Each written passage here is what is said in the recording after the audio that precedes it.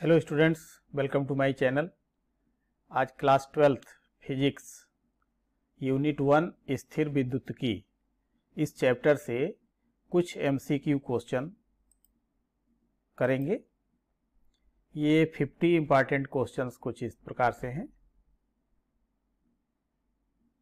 Question number 1, वैद्युत विभव का मात्रक है।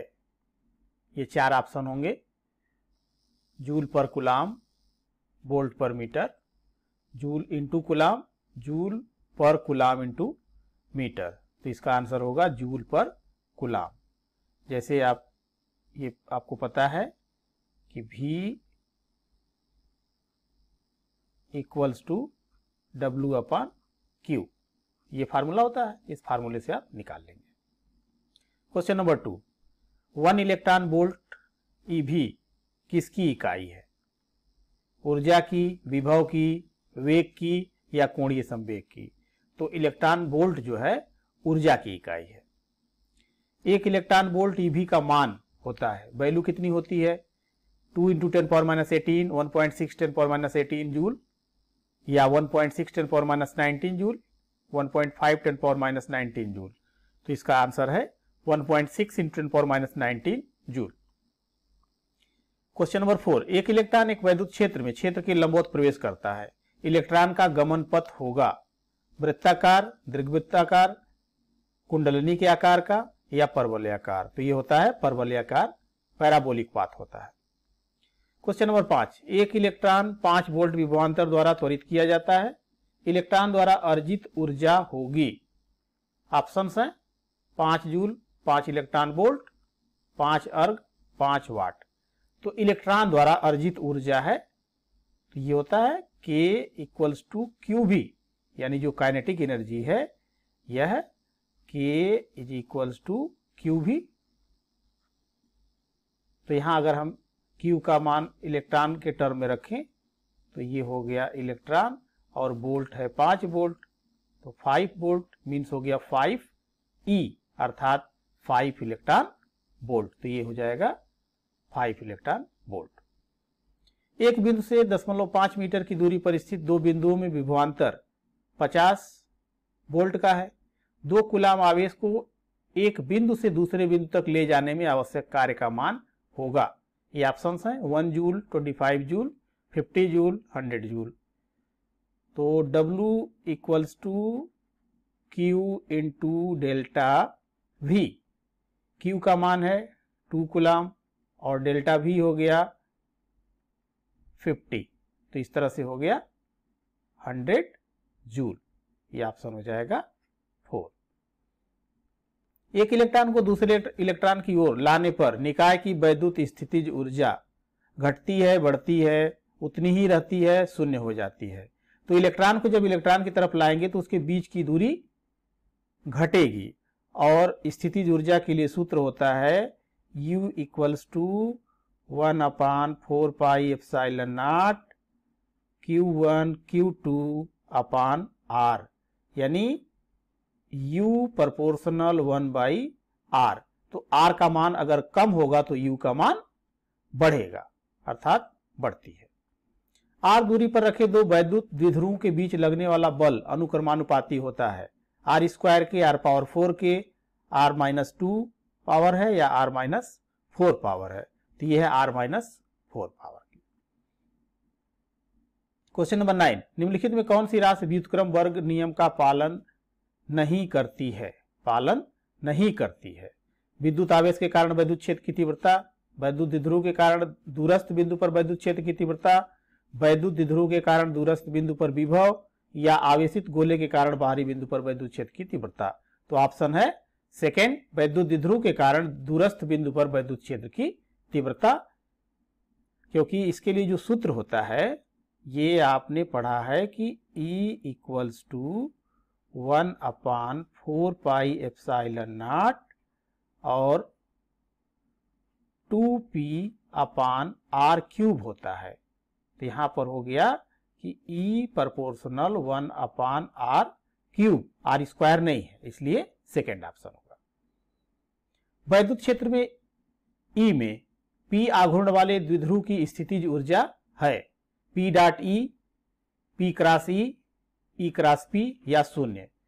तो स्थितिज ऊर्जा यह Pe cos थीटा होता है, यानी P डॉट ई होगा। एक वैद्युत द्विध्रुव जिसका आघूर्ण P है, एक समान वैद्युत क्षेत्र E की दिशा में रखा है, द्विध्रुव को 90 डिग्री कोण से घुमाने में किया गया कार्य है। तो कार्य के लिए सूत्र होता है W equals to minus PE 1 minus cos theta, और इससे अगर थीटा की वैल्यू 90 डिग्री रखेंगे तो आ जाएगा PE। वैद्युत क्षेत्र के विपरीत वैद्युत द्विध्रुव को साम्य स्थिति से 180 डिग्री घुमाने में किया गया कार्य होगा 2P शून्य 2P या फिर माइनस PE। तो ये ऑप्शन होगा फर्स्ट 2PE। ये ऑप्शन सिर्फ यहां पर PE है। अगला क्वेश्चन है 13। 1 वोल्ट विभवांतर पर त्वरित करने पर इलेक्ट्रॉन की ऊर्जा होगी। तो 1 वोल्ट से त्वरित करेंगे तो 1 इलेक्ट्रॉन वोल्ट होगी या 1 जूल होगी, 1 अर्ग होगी या 1 वाट होगी। तो 1 इलेक्ट्रॉन वोल्ट 1 eV। विरामावस्था से 1 इलेक्ट्रॉन को 200 वोल्ट द्वारा त्वरित करने पर यह 8.4 और इंटू 10⁶ मीटर पर सेकेंड का वेग प्राप्त कर लेता है। इलेक्ट्रॉन का मान कूलाम पर किलोग्राम में होगा। क्या होगा? 1.76 10⁹, 1.76 10⁻11 या 1.76 10⁻13 या 1.76 10⁻18। तो इसको आप सॉल्व करेंगे तो आ जाएगा 1.76 इंटू 10⁻11। दो प्लेटें एक दूसरे से 1 सेंटीमीटर दूरी पर हैं, उनमें विभवांतर 10 वोल्ट है। प्लेटों के बीच वैद्युत क्षेत्र की तीव्रता है। अभी ये 4 ऑप्शन दिए गए हैं, आपको बताना है। तो इसमें आप सूत्र यूज करेंगे E equals to delta V upon delta D या डेल्टा R। तो V का मान 10 वोल्ट है और ये 1 सेंटीमीटर है, तो 1 इंटू 10⁻⁻2 मीटर, दैट इज 10⁻ये 3 हो गया 1000। तो ये हो जाएगा 1000 न्यूटन पर कूलाम, यानी ऑप्शन हो जाएगा third. Question number 16। E equals to 0 तीव्रता वाले वैद्युत क्षेत्र में विभव V का दूरी R के साथ परिवर्तन होगा। ऑप्शन है, ये 4 ऑप्शन दिए गए हैं। तो अब यहां पर आपको ये पता है कि E इक्वल्स टू 0 है और ये सूत्र होता है E equals to minus dV by dr equals to 0। तो dV by dr equals to 0, यानी V इक्वल्स टू कांस्टेंट, क्योंकि किसी वैल्यू यानी किसी कांस्टेंट वैल्यू का डिफरेंशिएशन 0 होता है। तो यानी यहां पर डिफरेंशिएशन 0 है, यानी वैल्यू ये कांस्टेंट है। तो ऑप्शन होगा चौथा, V नियत होगा अर्थात R पर निर्भर नहीं करेगा। वायु में 1 सेंटीमीटर दूरी पर रखे 1 माइक्रोकूलम के 2 धनात्मक बिंदु आवेशों के निकाय की स्थितिज ऊर्जा होगी 0.9 eV, 0.9 जूल, 1 जूल या 9 जूल। तो निकाय की स्थितिज ऊर्जा, तो आप सूत्र यूज करेंगे U equals to 1/4 pi epsilon naught into 10 power ये, या फिर यहां पर सीधे सीधे आप लिखेंगे इसको जो है 9 इंटू 10⁹ और Q1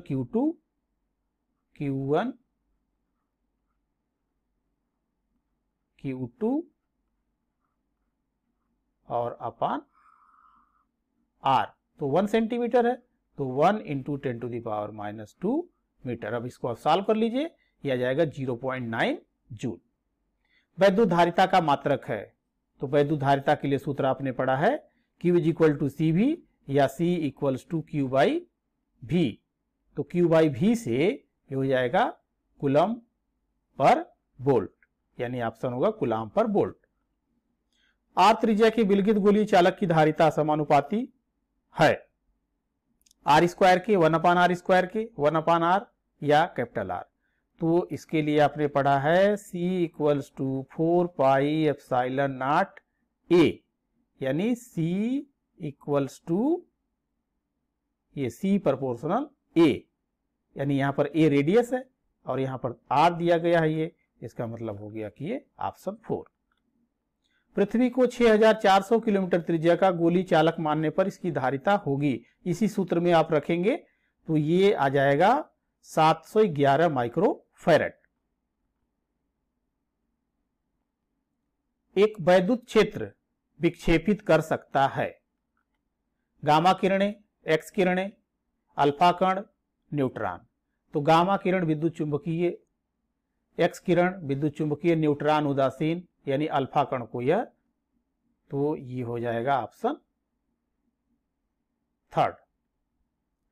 8 कूलाम आवेश में इलेक्ट्रॉनों की संख्या है, कितना होगा? तो इसको आप यूज करेंगे Q इक्वल्स टू NE, तो N इक्वल्स टू हो गया Q अपान E। Q का मान हो गया 8 और E का मान हो गया 1.6 10 पावर माइनस 19। अब ये 16 पाँचे 80, तो ये हो गया 5 इंटू 10 टू दी पावर 19। ये ऑप्शन हो जाएगा फर्स्ट। किसी कुचालक के लिए परावैद्युतांक K नहीं हो सकता, 2, 50, 1000 या अनंत। तो कुचालक के लिए क्या नहीं हो सकता? अनंत नहीं हो सकता। किसी कुचालक के लिए परावैद्युतांक K हो सकता है -3, 0, 0.7, 6.0, तो 6.0 हो सकता है। निर्वात की विद्युतशीलता का मात्रक है Newton metre square per coulomb square, तो ये सूत्र आप यूज करेंगे। अब यहां पर आपको पता है कि 1/4 pi epsilon naught equals to 9 into 10 to the power 9 newton metre square per coulomb square. तो एप्सिलॉन नॉट को रिवर्स कर देंगे, दिया जाएगा newton -1 metre -2 into coulomb square. दो समान आवेशों Q को जोड़ने वाली रेखा के मध्य बिंदु पर एक आवेश कैपिटल Q रख दिया जाता है, तो तीनों आवेशों का निकाय संतुलन में होगा यदि Q का मान, तो इसके लिए आप ये रखते हैं कि ये दो आवेश हैं Q और ये Q, और इसके मध्य में रखा गया है कैपिटल Q। तो किसी एक पर आवेश निकालेंगे आप इस Q के कारण और फिर इस Q के कारण, और दोनों का सम 0 होगा। अभी ऑप्शन दिया गया है, अब इसको सॉल्व करने पर आएगा -Q/4। वायु में रखे दो धन आवेशों के मध्य परावैद्युत रख देने पर इनके बीच प्रतिकर्षण बल का मान बढ़ जाएगा, घट जाएगा, अपरिवर्तित रहेगा या शून्य हो जाएगा। तो सूत्र में जो है ये F equals to 1/4 pi epsilon naught K Q1 Q2 upon R square. तो K ये निर्भर करता है F प्रोपोर्शनल 1/K, तो K का मान बढ़ेगा तो F का मान घटेगा, तो यानी घट जाएगा। इलेक्ट्रॉन के आवेश तथा संहति का अनुपात है, क्या है? तो इलेक्ट्रॉन अर्थात यहां पर इलेक्ट्रॉन का चार्ज E और बाई M ये आपको फाइंड करना है। तो 1.6 10 टू दी पावर -19 और M 9 into 10 to the power -31। अब इसको सॉल्व करने पर ये आ जाएगा 1.77 10 power 11 coulomb per kg।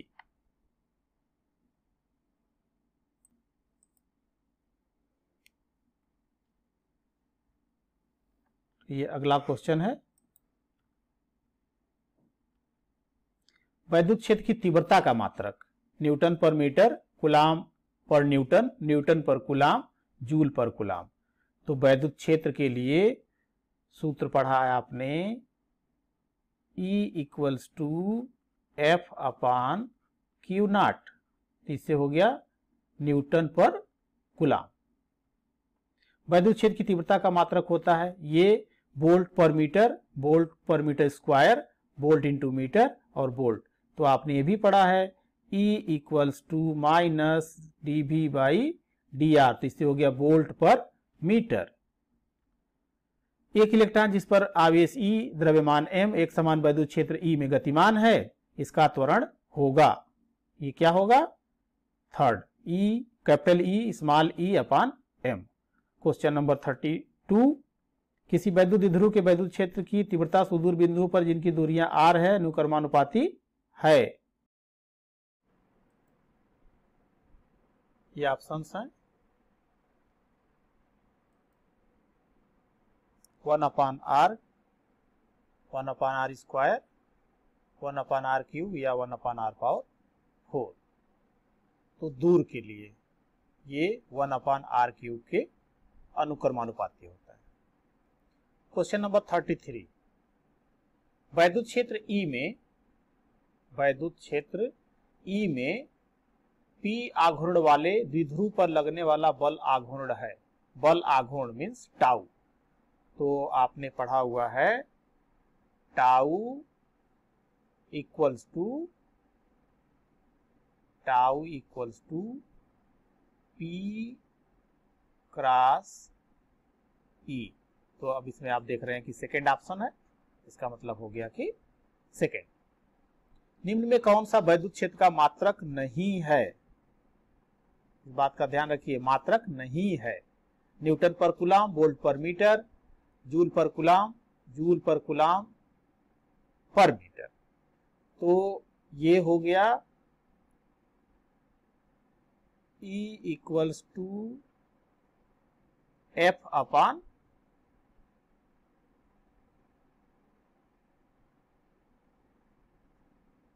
Q से। ये हो गया E equals to minus dV by dr से। और जूल पर कूलाम, ये joule per coulomb per metre, तो जूल पर कूलाम को अगर W बाई Q कर दिया जाए, ये हो गया W by Q upon metre यानी डिस्टेंस D। तो ये होता है V, ये V हो गया और ये D हो गया, अर्थात ये भी हो गया। इसका मतलब है कि थर्ड ऑप्शन होगा जूल पर कूलाम। यह मात्रक वैद्युत क्षेत्र का मात्रक नहीं है। एक अल्फा कण 15 × 10⁴ न्यूटन पर कूलाम के वैद्युत क्षेत्र में स्थित है, उस पर लगने वाला बल क्या होगा? तो अब इसके लिए आप फार्मूला यूज करेंगे F equals to QE। Alpha कण है, 2 इलेक्ट्रॉन के आवेश के बराबर होगा, और इंटू E। अब यहां पर आप वैल्यू पुट करेंगे तो 2 × 1.6 10⁻⁻19 इंटू 15 और इंटू 10⁴। अब इसे सिंप्लीफाई करेंगे तो ये आ जाएगा 4.8 इंटू 10⁻⁴ न्यूटन। एक वैद्युत द्विध्रुव की अक्ष पर वैद्युत द्विध्रुव से r दूरी पर वैद्युत क्षेत्र की तीव्रता E1 है और निरक्षीय रेखा पर वैद्युत द्विध्रुव से दूरी 2r पर वैद्युत क्षेत्र की तीव्रता E2 है। तो बताना है कि E1 और E2 में क्या संबंध होगा। यानी ये कुछ इस तरह से हो गया कि ये है एक इलेक्ट्रिक डाइपोल, -q +q, इससे r दूरी पर ये बिंदु है, तो यहां पर है क्षेत्र की तीव्रता E1 और यह r है। फिर कह रहा है कि निरक्षीय रेखा पर, तो निरक्षीय रेखा हो गया ये इस तरह से, यहां पर पॉइंट होगा, और यहां पर ये 2r पर है, ये 2r पर है, और यहां पर है E2। तो अब बताना है कि E1 E2 में क्या संबंध होगा। तो इसके लिए आपने फार्मूला पढ़ा है अक्षीय के लिए कि E1 इक्वल्स टू 1/4πε0 2p/r³। और इसके लिए E2 के लिए आपने पढ़ा है E इक्वल्स टू 1/4πε0 और p/r³। तो अब इन दोनों में ये वैल्यू पुट करके आप निकाल लीजिए कि ये आ जाएगा E2 इक्वल्स टू -E1/16। किसी बंद पृष्ठ में प्रवेश करने वाला तथा इसे बाहर निकलने वाला फ्लक्स φ1 व φ2 हो तो पृष्ठ के भीतर नेट आवेश होगा।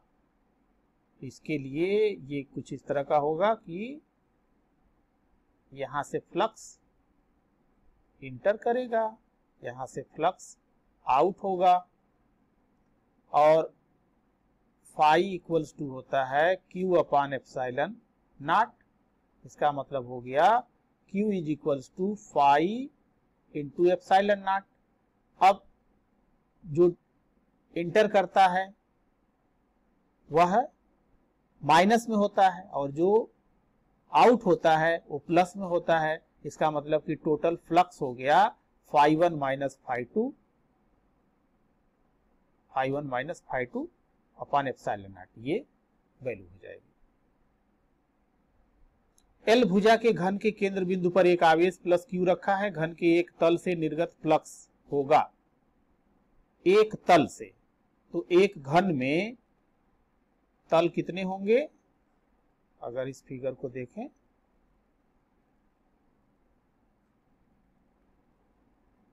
तो इस तरह से 6 होंगे। तो 6 घन से यानी 6 फलक से निकल रहे हैं Q अपान एप्सिलॉन नॉट। तो एक फलक से क्या होगा? अपान 6 हो जाएगा। इसका मतलब हो गया ये सेकेंड ऑप्शन होगा Q अपान 6 एप्सिलॉन नॉट।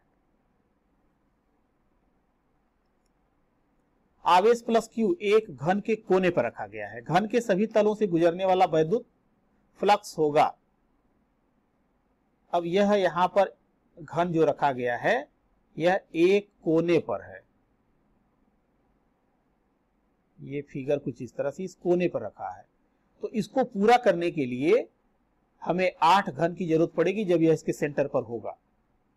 8 घन, तो इसका मतलब हो गया कि एक घन से यह Q upon 8 epsilon not times pass out होगा। एक बंद पृष्ठ के भीतर N वैद्युत द्विध्रुव स्थित है। बंद पृष्ठ से निर्गत वैद्युत फ्लक्स होगा। तो वैद्युत फ्लक्स के लिए होता है phi equals to Q upon epsilon naught. Phi equals to Q upon epsilon naught होता है। इसका मतलब है कि वैद्युत द्विध्रुव है तो माइनस Q प्लस Q आवेश हुआ। आवेश 0 हो गया, चाहे वो 1 होगा चाहे N होगा, यानी आवेश 0 हो गया तो फ्लक्स का मान भी 0 हो जाएगा, अर्थात ये हो जाएगा 4th 0 यानी 0।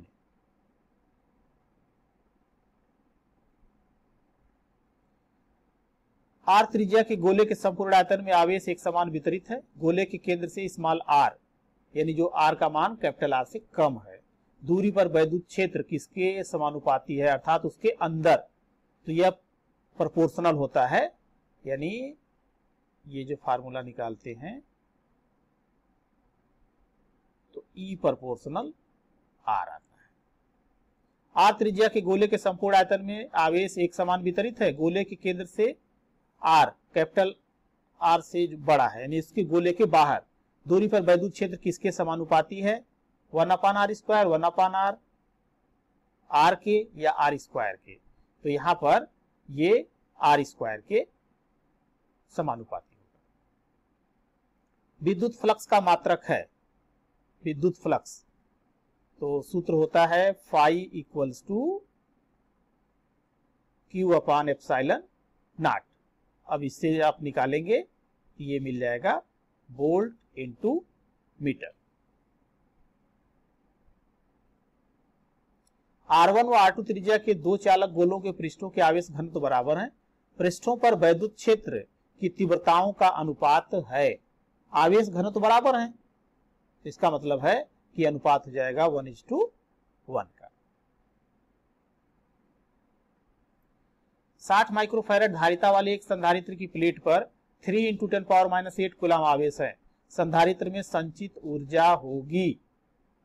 तो सूत्र आप लगाएंगे, ये Q दिया गया है और ये C दिया गया है।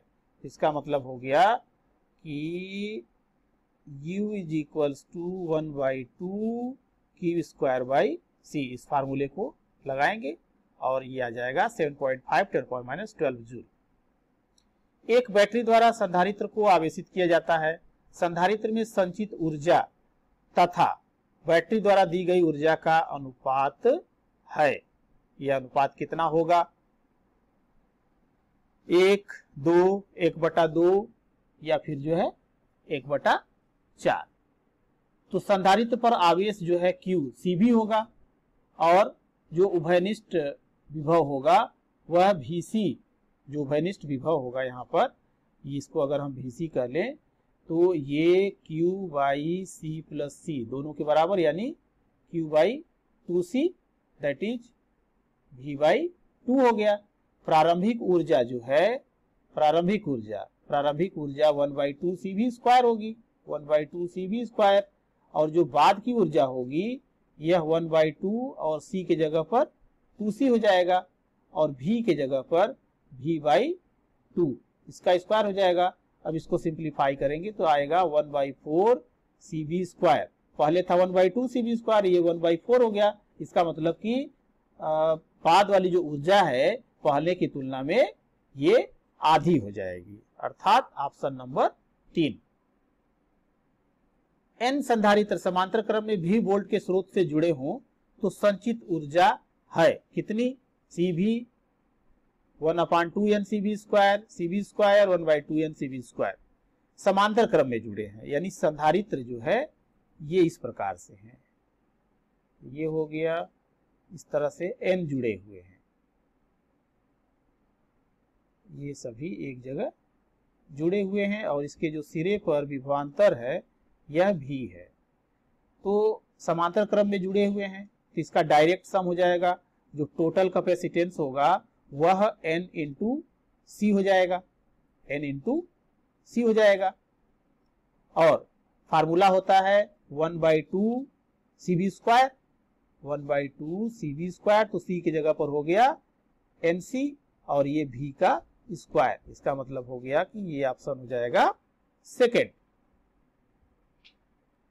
क्वेश्चन नंबर 48, यदि किसी माध्यम का परावैद्युतांक K, निर्वात की वैद्युतशीलता ε0 हो तो माध्यम के एकांक आयतन में संचित ऊर्जा का मान है। तो ये आपने पढ़ा हुआ 1/2K ε0 E²।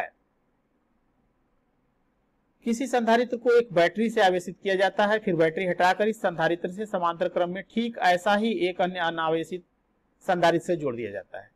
इस प्रकार बने परिणामी निकाय की कुल स्थिर वैद्युत ऊर्जा पहले संधारित्र की तुलना में हो जाएगी क्या? 4 गुना बढ़ जाएगी, आधी हो जाएगी, अपरिवर्तित रहेगी, या 2 गुना बढ़ जाएगी?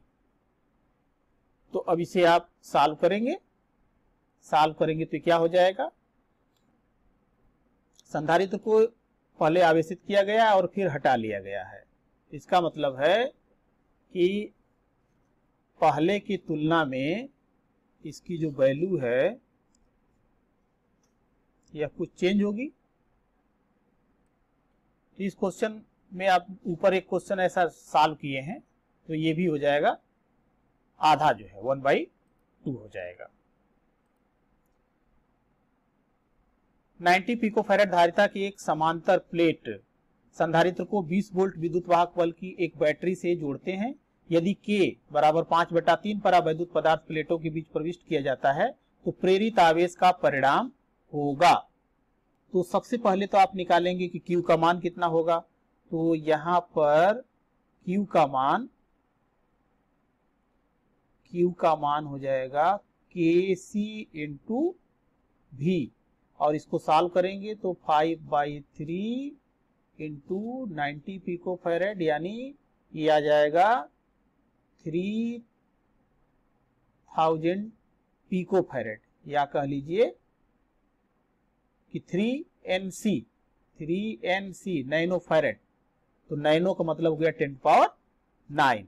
तो इस तरह से ये ऑप्शंस मिलेंगे, ये 3 × 10⁻10